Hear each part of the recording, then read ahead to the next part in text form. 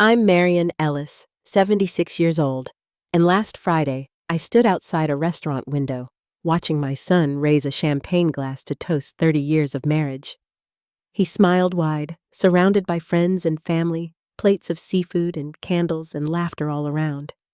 And me standing outside in the cold, in the same blue dress I wore to his wedding. When he was just 25, he told me the dinner was canceled. Said his wife had the flu and needed rest. But through the glass, she looked just fine, healthy, even radiant. The waiter brought out cake, and I realized then I hadn't been forgotten. I'd been left out on purpose before I go any further. Let me know where you're listening from in the comments and hit that like and subscribe button. If you've ever felt like a stranger in your own family. Blue Springs doesn't change much, no matter how many years pass. The streets look the same. The post office still closes at 4, and folks still wave, whether they know you or not. I've lived on Maplewood Avenue since 1968. In the same 2-bedroom house where we raised our children, the wallpaper's faded now, and the porch steps creak louder than they used to. George always said he'd fix them come spring, but he never got around to it before. His heart gave out. He's been gone 8 years, and in that time, the silence has grown heavier. I talk to him in the mornings out loud sometimes, just a little check-in like he's out back in the garden. I'll tell him how the azaleas are doing, or that the water heater finally gave out again. Sometimes I tell him what the kids are up to. Though, there's less to report each year. Wesley's my oldest, and he comes by when something needs signing. Or when there's trouble with his accounts, always says he'll pay me back, but we both know he won't. Thelma visits less often, maybe once a month, always on her lunch break, always glancing at her watch. But Reed, my grandson, Reed shows up just because he wants to. He's a tall boy now, 19 in college, and still stops by for tea and pie like he did when he was little. I'd made blueberry pie that Wednesday, the way George used to like it, and when I heard the gate click, I knew it was Reed. His knock is always light, like he's not sure he should be there, but he always is. "Hi, Grandma," he said, leaning in for a hug. "Smells like blueberries in here." He sat at the table like he always did, and I poured him tea while he told me about his math class and a girl named Audrey he met at the library. Then he said it like it was nothing. "What are you wearing on Friday for the dinner?" I looked up. "What dinner?" He froze, fork halfway to his mouth. "Dad didn't tell you?" He said it's their anniversary dinner. 30 years, Willow Creek at 7. I didn't say much then, just nodded and changed the subject. But after he left, I stood at the window for a long time. Across the street, Mrs. Fletcher was out playing with her grandkids. Her daughter visits every week, brings the little ones over, and they fill the yard with noise and laughter, the kind we used to have later that night. The phone rang. It was Wesley. "Hey, Mom, just calling to say we're canceling the dinner. Cora's got a fever." "Some kind of virus?" "Doctor says she needs rest," I told him. I understood. Told him to give her my best. Something in his voice didn't sit right, but I let it go until the next day when I called Thelma just to check in, asked if she'd heard about Cora being sick. She hadn't. Then I ran into Doris Simmons down at the market. She works with Thelma at the flower shop, and she said Thelma took Friday off for the family dinner, so it wasn't canceled, and they weren't sick. They just didn't want me there. When Reed called that afternoon, asking about a lost notebook, I mentioned the dinner. "Your dad said it was canceled." I told him silence on the line, Grandma. He called me this morning to ask if I'd be there at 7, and that was it. That's when the world shifted just a little, when the pieces came together, and it all made sense. The missed calls, the rushed visits, the talk of selling the house, and finding somewhere safer for me to live. I sat in the quiet that night, pulled out George's picture from the mantel, and stared at it for a long time. He always said, "Dignity isn't something you ask for. It's something you keep." Friday came, and the clouds hung low over Blue Springs like they were holding their breath. I made tea but couldn't drink it. The phone rang again, Wesley checking in to see if I needed anything. Medication maybe, or groceries? "No thank you," I told him. I was staying in for the night, rereading Agatha Christie. "Good idea, Mom," he said, relieved. He thought I'd stay home, but the dark blue dress still fit the one I hadn't worn since George's funeral. The pearls he gave me for our 30th still caught the light just right. And by 5 o'clock, I was in a cab heading toward Willow Creek. I didn't know what I'd find when I got there. Not yet, but I was ready to see for myself what kind of family I really had. The cab driver let me out a little ways from the entrance just like I'd asked. I didn't want to walk straight into the lights. I stood near the hedges far enough to keep to the shadows close enough to see what I needed to. Willow Creek was glowing soft light in the windows, laughter drifting out when the doors opened. I found my way around the side toward the guest parking lot. The silver Lexus was there. So was Thelma's red Ford, and Reed's old Honda parked a little crooked near the edge. No sign of my name, but every sign they were all here. Every one of them. The curtains at the window weren't fully drawn. Just a narrow strip open enough to see through if you stood in the right place. I did. Inside the table was round, dressed in white linen and gold trim. In the center sat my son in a crisp gray suit I didn't recognize. Cora next to him in burgundy, her hair swept up smiling like she hadn't been sick a day in her life. Thelma on the other side laughing with someone I didn't know. Reed, bless him, looked like he was trying to smile along, but his eyes kept scanning the room like he was looking for someone. I knew who. The waiter brought out a tray with lobster tails, another with some kind of fillet. The kind of meal they used to say they couldn't afford when I needed help with the roof.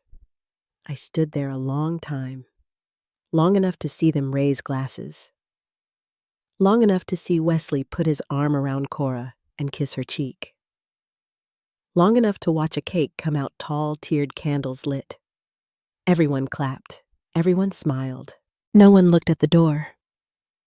I turned and walked around front, my steps slow and steady. The host stood just inside the door, young man in a dark vest, polite smile on his face. "Good evening, ma'am. Do you have a reservation?" "I'm here to join the Thornberry family," I said. "They're celebrating a wedding anniversary." He checked the list, eyes scanning quickly. "Yes, they're in the main hall." "And you are?" "I'm Wesley Thornberry's mother," I told him. "Edith Thornberry." His eyebrows lifted just a flicker of surprise before his tone shifted. "Of course, Mrs. Thornberry." "Right this way." We didn't make it more than a few steps before I heard a voice behind me, low, familiar, just enough to make me pause. "Edith." I turned, and there he was. Louis Quinlan, a little older, silver in his beard now, but those gray eyes hadn't changed. He smiled warm and real the way people do when they mean it. "I wasn't sure it was you," he said. "It's been a while." "Louis," I said. "I heard you were back in town." He nodded. "Bought the place last year. Thought it was time." He glanced toward the main hall. "Are you with the Thornberry party?" "Yes," I said, "though they don't know that yet." Something shifted in his expression. His smile faded, just a little replaced by a look I remembered from years ago when he'd scraped his knee as a boy and didn't want anyone to see the tears. "Would you like me to walk you in?" I hesitated, then nodded. We stepped into the hallway together, the low hum of music and conversation growing louder as we neared the main doors. I stopped just outside, hand resting lightly on Louis's arm. "I don't want a scene," I told him. "I just want to walk in, like any other guest." He nodded once. "I understand." He opened the door and we walked through. The lighting was soft gold and white, casting a glow on every surface. Flowers were everywhere, tall arrangements of cream roses, lilies, pale orchids spilling from vases. The smell of them hit me before I saw the table again, even more extravagant up close. A photographer was circling. The guests were mid-toast, glasses raised. Wesley stood smiling. To 30 years, he was saying, and to many more. It took them a moment to notice us. Reed saw first his fork pausing mid-air, then slowly lowered. Audrey followed his gaze, then reached for his arm. Thelma was next. Her hand froze on her wine-glass eyes, locked on me like I was a ghost. Wesley kept talking until he realized the room had quieted. He turned and saw me standing there. Lewis stepped forward, his voice calm but firm. "Apologies for the interruption, Mr. Thornberry. Your mother arrived a little late. I had the honor of escorting her in." Silence. Heavy complete. Mom, Wesley said finally, voice low. "You said you were staying home. I changed my mind," I answered. "Thought I'd congratulate you in person. 30 years is a long time." Lewis pulled out a chair for me between Reed and a woman I didn't know. I nodded my thanks and sat. Reed leaned in voice, barely a whisper. "I didn't know. I thought you were coming. I swear." "I know I told him. This isn't about you." Wesley cleared his throat. "Mom. What a surprise. We didn't think you'd be comfortable." The noise, the late hour, the lobster and champagne seemed to be helping, I said, looking at the table. "And you seemed fine asking for help with car repairs last month. Was it this modest dinner you needed the $2,000 for?" One of the guests coughed. Cora stared hard at her napkin. Thelma tried a smile brittle around the edges. "Maybe we shouldn't do this now," she said. "Not here." "Why not here?" I asked. "It's a family celebration, isn't it?" Wesley's voice dipped again, trying to stay even. "We were worried it would be too much for you. That's all." "You mean too much like inclusion," I said. "Or honesty." The waiter arrived with a new bottle of champagne. Lewis sent it over with a polite nod from across the room. I smiled, raised my glass, and took a slow sip. "The truth is," I said, setting the glass down, "you could have just told me you didn't want me here." That would have been painful, yes, but at least it wouldn't have been a lie. They all stayed quiet. Reed's eyes were on his lap. Audrey stared straight ahead. "It's not that we don't care," Thelma said finally. "No," I said, meeting her gaze. "It's that you care in a way that's convenient, when there's money involved, when there's a favor you need. But tonight, when it's just about family, you left me out." I let the silence settle before I looked at Wesley again. "The worst part isn't that you lied, son. It's that you expected me not to notice." He didn't answer. None of them did. I didn't plan what came next. I just knew I was done being quiet, done pretending not to see. I reached into my purse and placed a plain white envelope on the table, setting it beside my plate without a word. Their eyes flicked to it. Wesley's hand twitched. Thelma leaned in. But I didn't open it. Not yet. I looked around at all of them, my children, their spouses, their friends, and let the moment sit calm and heavy. Then I reached for another sip of champagne and said, "Don't worry. We'll talk about it." But not all at once. And with that, I turned to Reed and asked about his summer plans. The room had settled into a quiet tension. The laughter was gone. The music still played somewhere in the background, soft enough not to interrupt, but loud enough to feel distant from the table. My children stared at the envelope like it might start ticking. I didn't open it. Not yet. I wanted them to sit with it a while, the way I'd sat with their absence over the years. Wesley finally leaned forward, keeping his voice low. "Mom, can we just maybe talk about all this later?" In private, I looked across the table at him. "We're all here now," I said. "That's what matters, right?" No one answered. I turned toward Thelma. "Do you remember, dear, when you were 16 and you broke your wrist trying to ice skate on the lake out past Briarwood? You wouldn't stop crying because you were scared it meant you'd miss the recital. I sat with you every night that week reading to you so you wouldn't fall behind in your schoolwork.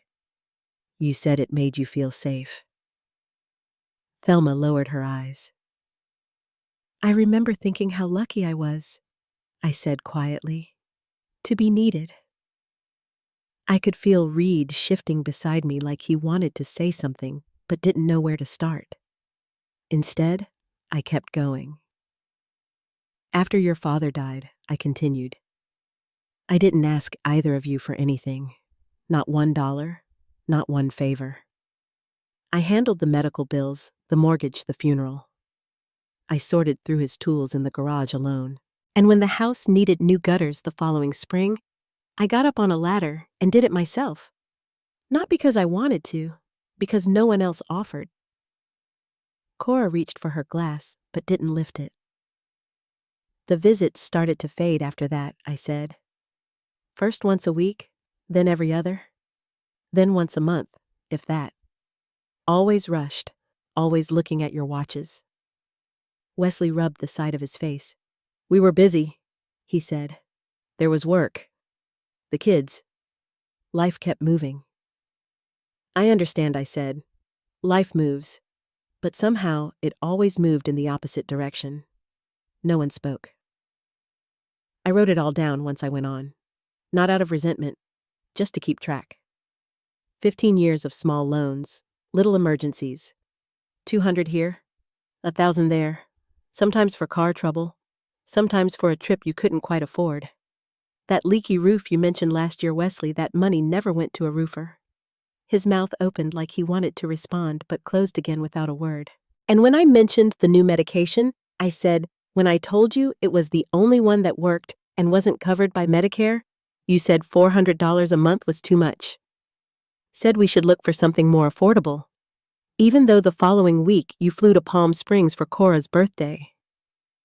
Cora blinked at that, setting her napkin in her lap.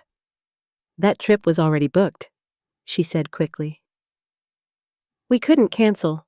I didn't ask you to, I said. I just needed help paying for something that kept my blood pressure under control. Thelma's hand trembled slightly as she lifted her teacup, then set it back down. You remember those bouquets, Thelma? The ones you had me buy every time I visited your flower shop? You'd pick the biggest one and say, Mom, you don't want people thinking I give my mother cheap flowers. And I'd laugh and pay, even when I didn't need them. I didn't mean anything by it, she said, almost a whisper. No, I said, but it all adds up. Reed shifted beside me again. Grandma, I didn't know about all this. I reached under the table and gave his hand a gentle squeeze. I know, sweetheart. Across the table, I caught Wesley's eyes again. When did it happen? I asked. When did I go from being someone you loved to someone you managed, Mom? He said softly. It's not like that. You've had conversations about me, I continued. Behind my back. I know that. Mrs. Dawson from across your street mentioned hearing you tell someone I was starting to slip, that I was becoming forgetful, that I might not be able to live on my own much longer. That was out of context, Cora said quickly. We were just concerned. Sunny Hills, I said, watching the color drain from her face. That's the name of the place, isn't it? The assisted living home? The one whose director you went to high school with? No one answered. I turned toward Thelma. And you? Your little chat with the realtor about the house? The one who came by to take photos while I was at the doctor. Her face went pale. I wasn't making any decisions, she said. I was just asking about prices. In case it came up. It hadn't come up, I said. But it seems like everyone else was planning for when it would. I reached for the envelope on the table and slid it a little closer to me. You all think I don't notice, I said. But I see more than you realize. I may be older and I may be tired some days, but I'm not gone. I'm not invisible. Reed sat quietly, hands folded in his lap. You know, I said softly, I used to tell myself you were busy, that maybe you didn't know how much it mattered. But that night tonight, when you sat around this table without me smiling, toasting, pretending like I wasn't real, that's when I knew. You made a choice. You decided I didn't belong. Wesley opened his mouth, but I stopped him with a look. It's too late for explanations, I said, but not too late for the truth. I didn't open the envelope. Not yet. But I could feel the shift in the air. They knew what was coming. They just didn't know when. I picked up my glass again and let the silence settle one last time. I didn't come here to ruin your evening, I said. I came to remember who I am. Then I looked at Reed and smiled gently, and to let the right people know they were never forgotten.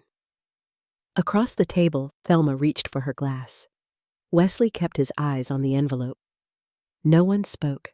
Outside, the night had gone quiet. No more music, no more toasts. Just what came next. The envelope sat in the center of the table, quiet as a stone. Nobody touched their forks. The cake had started to lean slightly from the candles still burning down wax, pooling in tiny beads on the edge of the plate. I looked at it for a moment, 3 full tears of celebration, and thought how fitting it was that no one had bothered to cut into it yet. I pushed my chair back slowly and stood. I think I've said enough for tonight, I told them. Thank you for the meal. Reed looked up at me. Grandma, wait. You don't have to leave. I leaned over and kissed the top of his head. Sweetheart, I'm not going far. But I've got a phone call to make. I picked up my purse, left the envelope exactly where it was, and walked out of the room. Nobody followed. Louis was near the bar, drying a glass with a clean cloth. He raised his eyebrows as I approached. Everything all right? I nodded. Could I borrow your office for a few minutes, somewhere private? Of course, he said, setting the glass down. Just through that door. Second on the left. Take your time. I walked into a small office, plain but tidy, with a desk, a leather chair, and a lamp casting a soft yellow light. I sat down, took out my phone, and scrolled to the number I'd saved under R. Hastings SQ. I pressed call. It rang once before a woman picked up. Marion, she said. Did they open it? Not yet, I said, but I left it on the table. That should start the process. She gave a short breath of approval. Then we're ready to proceed. I'll have the revised trust paperwork delivered tomorrow morning. The legal notices for the deed transfer will be filed Friday. You'll get confirmation by end of day. Good, I said. And the donation? Already in motion, she said. The scholarship fund will be public by Monday. Your name's on it, not theirs. I nodded, even though she couldn't see me. Thank you. Call if you need anything else. I ended the call and sat still for a moment. The quiet felt different in here. Not empty, just still. I took a long breath and stood up again. When I came back out, the table was half cleared. A few guests had stepped away. Cora was whispering something to Thelma, who didn't look up. Wesley was leaning back in his chair, arms crossed, the envelope still untouched. I sat down and folded my hands neatly in front of me. Thelma finally spoke. Are you going to tell us what's inside? You're welcome to open it, I said. Wesley reached for it, slid his thumb under the flap, and pulled out the single folded page inside. His eyes scanned the top line, then the next. This is from the lawyer, he said slowly. This is about your estate. I waited. He kept reading. His mouth moved slightly with the words. It says you've removed us as co-beneficiaries, that the house will be transferred to a trust, that you've established a separate fund for educational grants, and that a revised will has already been filed. He looked up at me. You're giving it all away. I'm giving it where it's needed, I said. Not just where it's expected. Thelma reached for the paper, read it quickly, her fingers tightening around the edge. But you said you wanted to keep things in the family. I do, I said. That's why I've named Reed as my healthcare proxy and primary executor. He's the only one who's shown up without asking for anything. Reed looked startled. Grandma, I didn't know. I touched his hand again. You didn't need to know, sweetheart. You just needed to be kind. Cora looked toward Wesley, but he didn't meet her eyes. You could have told us, she said. You could have given us a chance to make things right. You had 30 years, I said. I gave every one of you more time than you gave me. Wesley folded the paper and placed it back on the table. So, that's it, he asked. You're cutting us out completely. I'm giving you freedom, I said. You no longer have to pretend to care, and I no longer have to pretend not to notice. The silence returned heavier now. But not for me. For the first time in years, I felt something else settle in its place. Peace. I stood once more and looked around the table. There's one last thing, I said. The dinner I'm hosting next week Thursday night at my house is still on. The guests won't be family, but they'll be people who've earned a seat at the table. I looked at Reed. I'd love for you to be there. He nodded quickly, still a little stunned. I will. Wesley pushed his chair back. You're serious? You'd rather dine with strangers than your own children? I turned to him calmly. No, I'd rather dine with people who see me. Then I left the envelope where it was and walked away from the table for the last time. Thursday evening arrived with a calm sky and soft light pouring through the front windows. I had set the table just the way I used to cloth napkins folded into gentle peaks. The good silver, polished by hand, and a bouquet of fresh garden lilies right in the center. The house smelled of rosemary chicken, slow roasted with garlic and lemon, and the apple cobbler I'd baked that morning was cooling near the open window. For the first time in a long while, I wasn't worried about whether everything looked perfect. I just wanted it to feel warm. At 6:45, the doorbell rang. Reed was first holding a casserole dish with both hands. Grandma, he said, smiling, I brought the green beans with almonds like you showed me. I stepped aside to let him in. You remembered.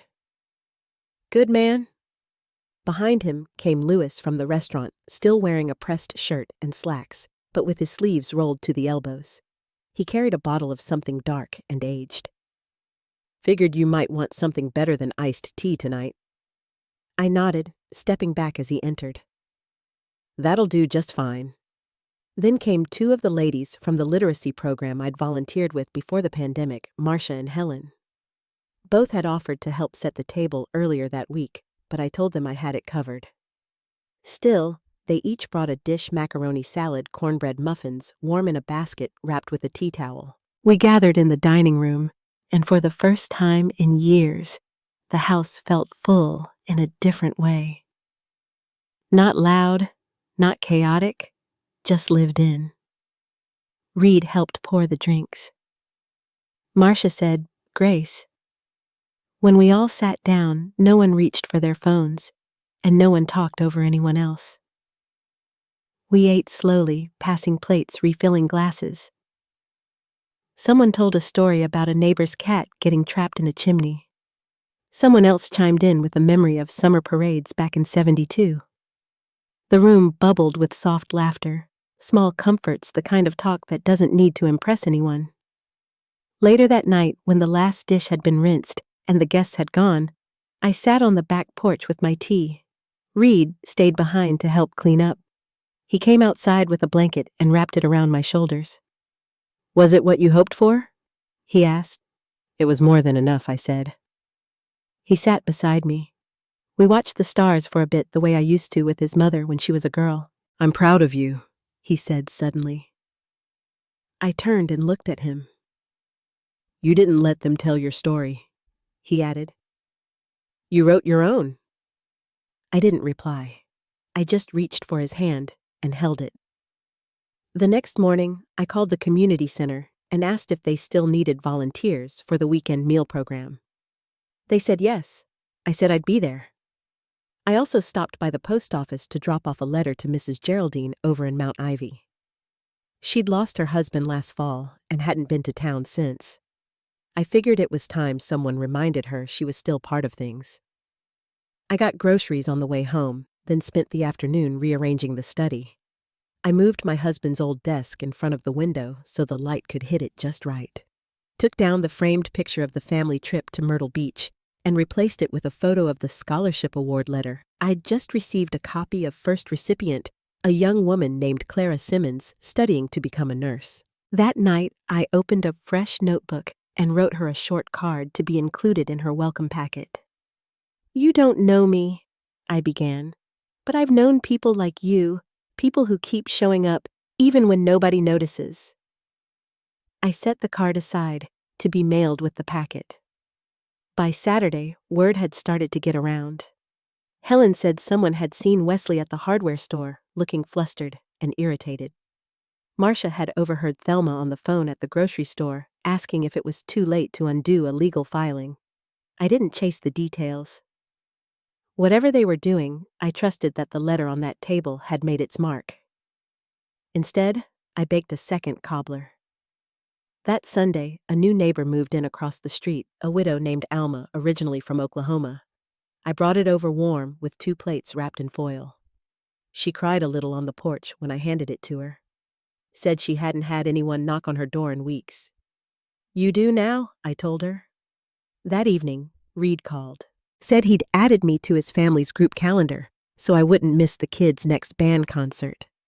He said the kids had already asked if I'd come early to help braid hair and iron shirts.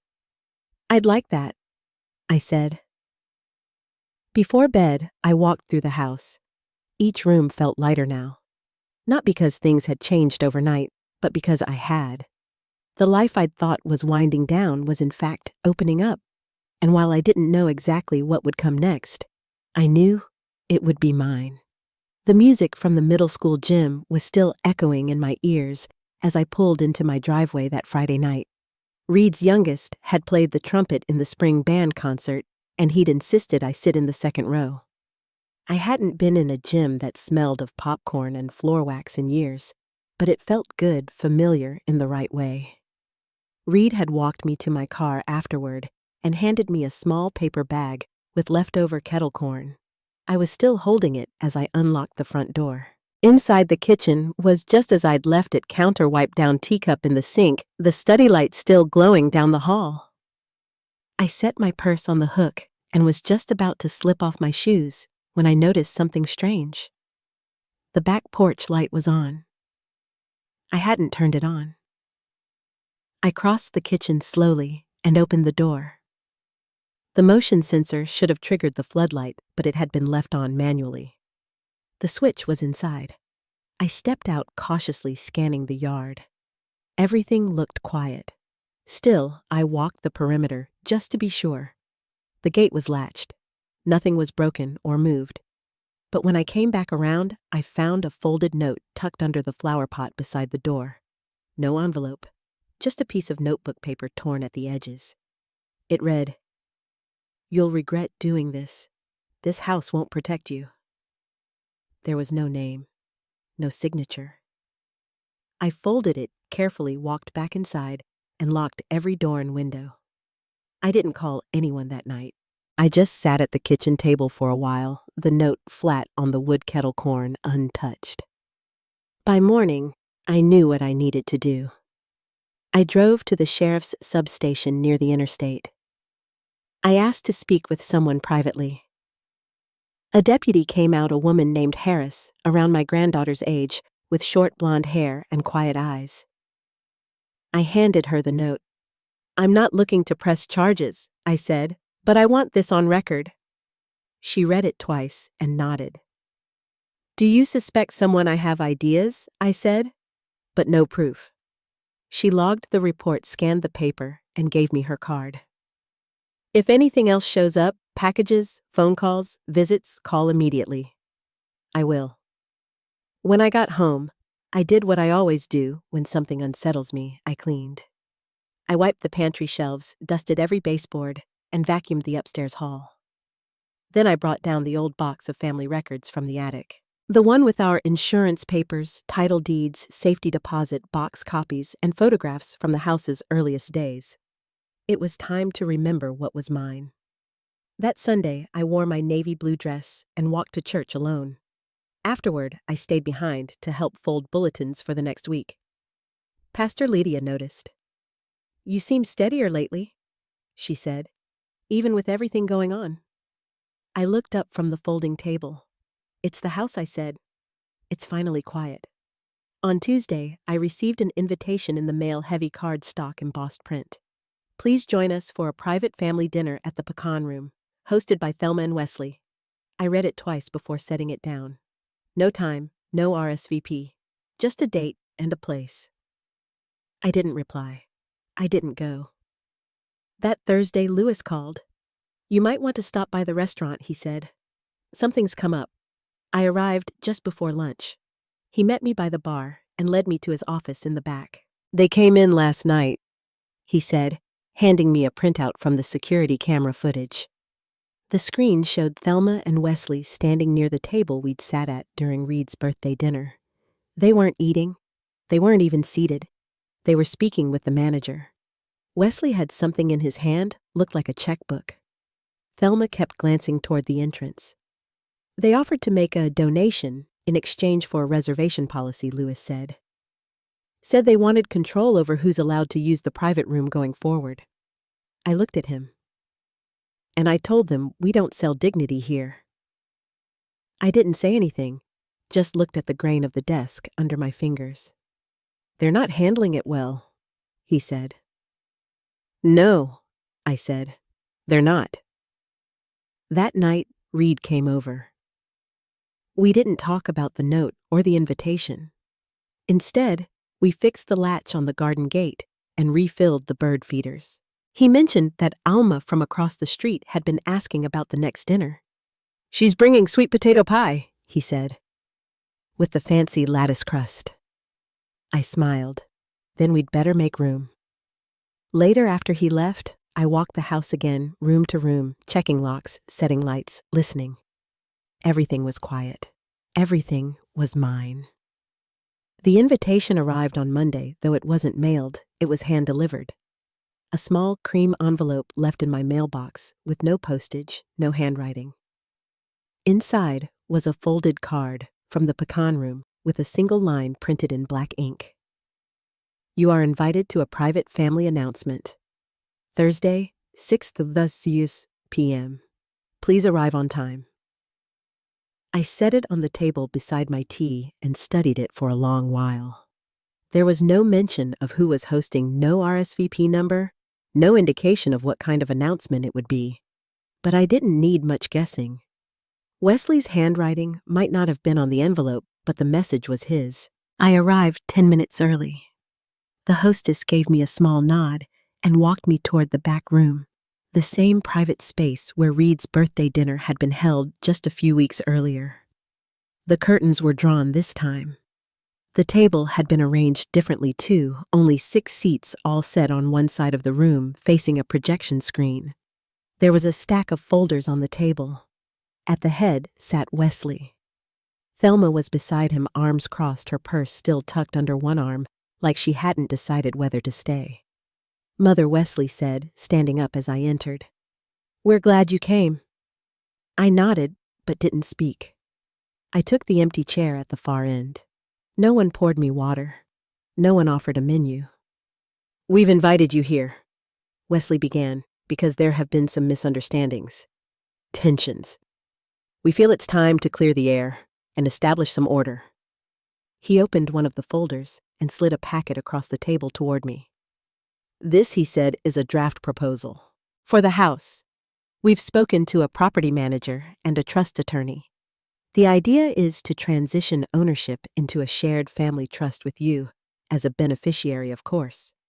That way, maintenance and taxes won't fall solely on your shoulders, and when the time comes..." He let the sentence hang. Thelma added, "We're thinking long-term, Mother. Planning ahead. It's what responsible families do." I looked at the folder. I didn't touch it. "You've made these decisions?" I asked quietly.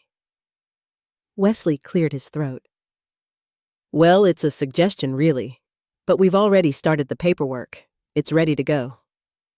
Just then the door opened behind us. Reed stepped in. He didn't look at me first. He looked at Wesley, then at Thelma. He was holding a manila envelope thick and sealed. I was told there'd be a family announcement, he said. So I brought one too. Wesley's jaw tightened. Reed, this doesn't concern you. It does, he said, because it concerns Grandma. And because you left this sitting on the copier at my office. He slid the envelope across the table. Your secretary gave it to me by accident. Thought it was mine. Wesley's face flushed as he grabbed the envelope and opened it quickly. Inside was a duplicate of the trust proposal, but with signatures already forged. The room went quiet. Thelma reached over, took the packet, and started flipping through. These aren't copies.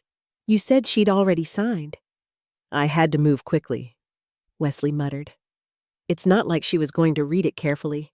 She's been forgetful lately. He said it too fast. And too loud. Thelma froze, her eyes scanning the page. You forged her signature, I was going to tell her. You used my notary stamp? She said. My name's on this. Reed leaned against the back wall, arms crossed now. I told you. It concerns me. I didn't move, just sat still watching. Thelma dropped the folder back on the table. You said she was going to sell anyway, that it was just paperwork. You told me she agreed. She should have, Wesley said. She's sitting on a property that could fund her care for the rest of her life. What do you think happens when she falls again? Thelma, when the roof caves in or the heating fails in the middle of winter. I haven't fallen, I said. It was the first thing I'd said since walking into the room. Wesley looked at me caught off guard. I haven't fallen, I repeated. And the roof's fine. Mother, he said gently, we're just trying to do what's best for you. Then why did you lie? I asked. Thelma stood abruptly and walked toward the door. I didn't know, she said. I didn't know about any of this. Wesley turned to her.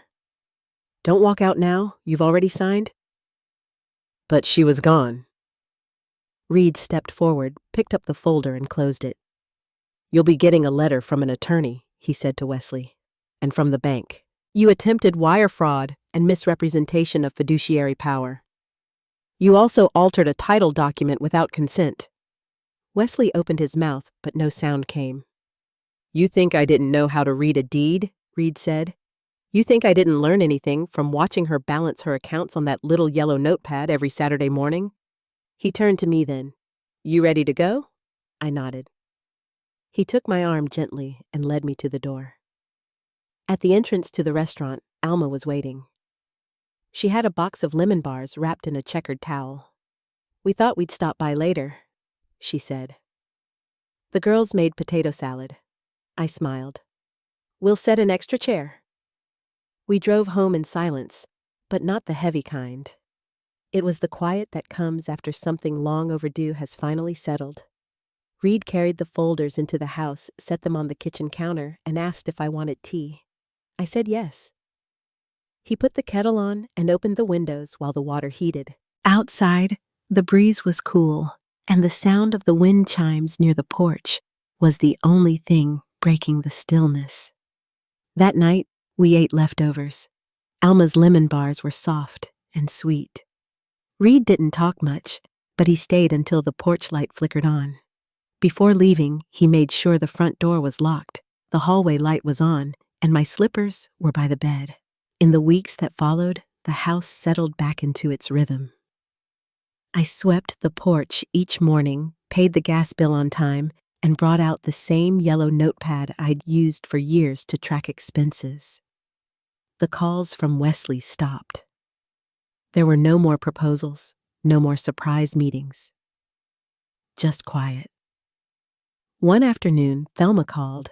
She didn't apologize, not exactly, but she said she should have asked more questions, that she hadn't known the full story. She sounded tired, said the girls were doing all right. I told her I hoped she was too. Then we said goodbye. A month later, Reed came by with a box.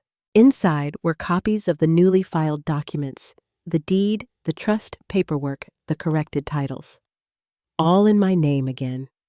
He'd had a lawyer review everything. There was even a little sticky note that said, just in case they try again. He also gave me a binder labeled House Manual. It had color-coded tabs, maintenance records, emergency contacts, even a list of reputable plumbers and roofers. "You don't have to call anyone," he said. "But if you want to, these folks are honest." He didn't stay long that day. Just gave me a hug and said he'd be back Sunday with his girls. They wanted to help clean out the garage. I nodded and told him the key was still in the same flower pot it had always been. That night, I sat in the living room with a quilt across my lap. I looked at the framed pictures on the mantel, James in his army uniform. Little Reed on the swing set, Outback Alma holding a pumpkin bigger than she was. For the first time in a long time, I wasn't bracing for anything. I wasn't waiting for a knock at the door or a letter in the mail. The house was mine again. But more than that, it felt like I was mine again. Time does something to a person when they've spent too long being doubted, diminished, or politely brushed aside. It can shrink you if you let it, but sometimes, if you're lucky or stubborn, it becomes a kind of quiet strength. Something that doesn't need to shout to be heard. If you've listened this far, thank you. And if you've ever felt like you had to defend your place in your own life, just know you don't have to. You already belong. Take care of yourselves. And if this story meant something to you, I'd love to hear where you're listening from. Be well.